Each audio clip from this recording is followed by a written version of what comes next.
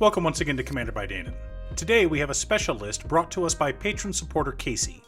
Casey let me know that their local game store suddenly closed down, and he doesn't know when he'll next be able to play Commander again. But he did want a video this month built around Megatron Tyrant. He let me pick the theme, so I came up with one that I felt was rather fitting. Because poor Casey doesn't know when he'll get to play Magic again, I decided to design a deck for him built around a single concept. If I can't play Magic, no one can. That's right, this is a Mardu prison deck led by Megatron.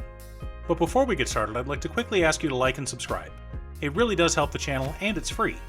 With that out of the way, let's get into the video.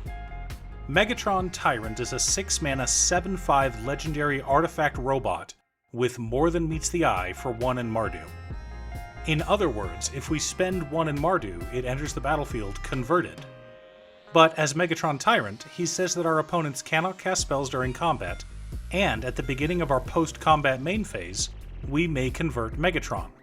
If we do, we add 1 colorless mana for each life our opponents have lost this turn. Megatron Destructive Force is the converted side of Megatron Tyrant. It is a legendary artifact vehicle with living metal.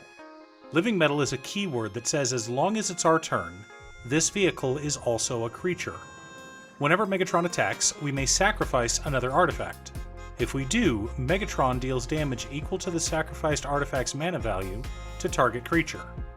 If excess damage would be dealt to a creature that way, instead that damage is dealt to that creature's controller, and we convert Megatron. So as Megatron converts back and forth between robot and vehicle, we either add mana or deal extra damage after sacrificing artifacts. So we want a lot of artifacts in this deck because one side will allow us to cast them for cheap, while the other lets us sacrifice them for value. So we want most of our prison pieces to be artifacts, but we don't need all of them to be. However, before we get into our deck list, we should keep in mind our checklist. 50 mana sources, usually split between 37 lands and 13 pieces of ramp, 10 pieces of card advantage, 8 to 10 pieces of spot removal, 2 to 3 board wipes, 2 pieces of graveyard hate, and 1 sudden I win card.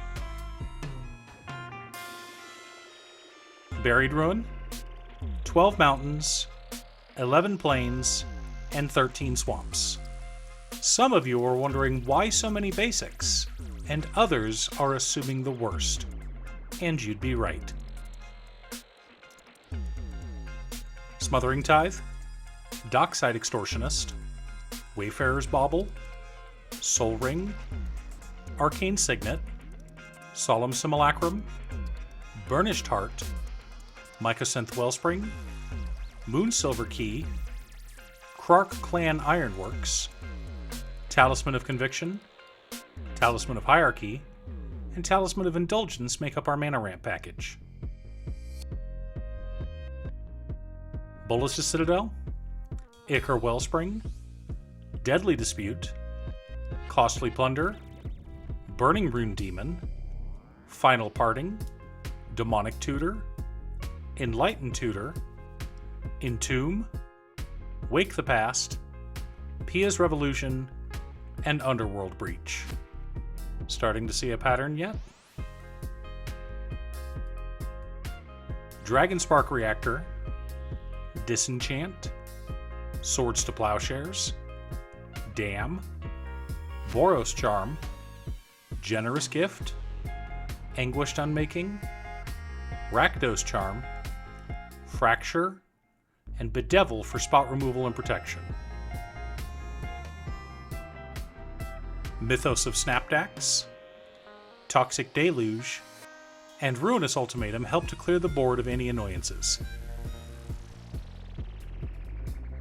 Winter Orb, Static Orb, Blood Moon, Ruination, Painful Quandary, Sphere of Resistance, God Pharaoh's Statue, Grafdigger's Cage, Trinisphere, Cursed Totem, Norn's Annex, and Oro Silence are all here to shut the game down completely. Goblin Engineer, Treasure Chest, Duretti's Scrap Savant, Goblin Welder, Trading Post, Trash for Treasure, Oskir the Reconstructor, Scrap Welder, and Scrap Mastery let us replay our sacrificed artifacts.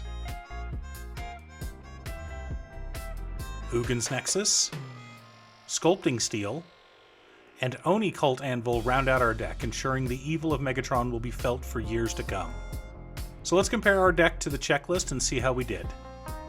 50 mana sources, split between 37 lands and 13 pieces of ramp. 12 pieces of card advantage. 10 pieces of spot removal. 3 board wipes.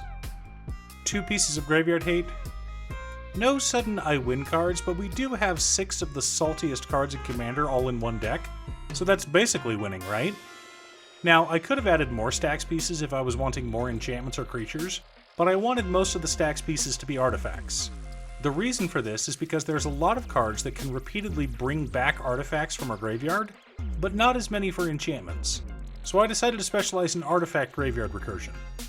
Do you have a Megatron Tyrant deck? How did you build it? Let me know in the comments below. Thanks for tuning in. Once again, a huge shout out to my editor Cute Stuff. I couldn't make these videos without her. If you'd like to hire her to edit your own videos, there's a link to her Fiverr page below. If you're looking for ways to support the channel directly, you can head on over to patreon.com/Danon. One of the tiers is specifically set up for Commander. For only $25, I will build you a custom Commander deck based around your specifications, and even do a deck video on it. I also wanted to give a quick shout out to all of my patrons: Jiraiya, Waffles, Muffins, Casey, Nick, Marcus, Black Dragon, Phoenix of Ice, Daniel, Kyo, Squishy, RGC, and Brett. You guys are awesome. I post new Commander deck videos often, so be sure to subscribe and ring the bell to be notified of new videos. Also, if you're a fan of anime and manga like I am, feel free to check out my other channel, Musings by Danon. Again, thanks for watching, and I'll see you all again next time on Commander by Danon.